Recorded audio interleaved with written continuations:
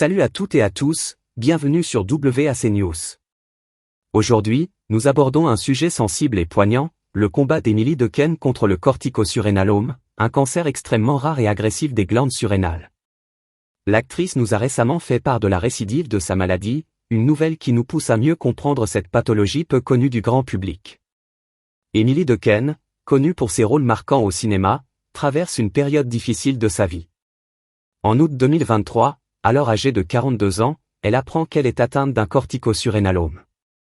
Ce cancer, rare et particulièrement agressif, affecte les glandes surrénales situées au-dessus des reins. Ces glandes sont responsables de la sécrétion de plusieurs hormones essentielles à notre organisme. Dans une interview accordée à l'émission 7 à 8 sur TF1, Emily partage son parcours. Tout commence par des douleurs abdominales et une fatigue intense. Une prise de sang anormale conduit à un scanner qui révèle une masse énorme sur l'une de ses glandes surrénales. Le diagnostic tombe, un cancer grave, hyper rare, extrêmement récidiviste, selon les médecins. Le corticosurrénalome touche environ 1 à 2 personnes par an sur 1 million, ce qui en fait un cancer extrêmement rare. Il se développe au niveau des glandes surrénales, responsables de la production de glucocorticoïdes, qui régulent la glycémie, de minéralocorticoïdes, comme l'aldostérone, qui équilibre le sodium et le potassium, et d'androgènes, hormones sexuelles masculines. Les symptômes peuvent varier, mais incluent souvent une prise de poids, une obésité centrée sur l'abdomen, une hypertension, une diminution de la masse musculaire, une augmentation de la pilosité, et une masculinisation chez les femmes. Parfois, une baisse du potassium entraîne une soif excessive. La gravité du corticosurrénalome dépend de son stade au moment du diagnostic. Au stade 1 et 2, la tumeur est localisée et opérable, avec de bonnes chances de guérison.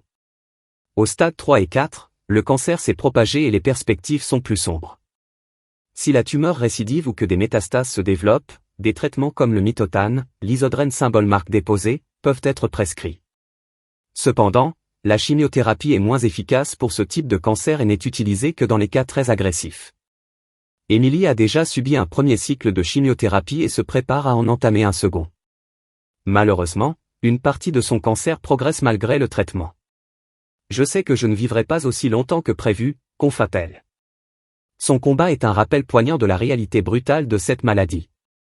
Le parcours d'Emily Dequesne face au corticosurrénalome est un témoignage puissant de courage et de résilience.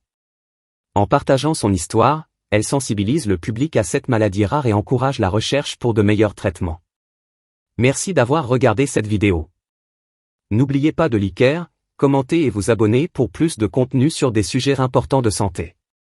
Partagez vos pensées et soutenez ceux qui luttent contre le cancer. À très bientôt sur la chaîne.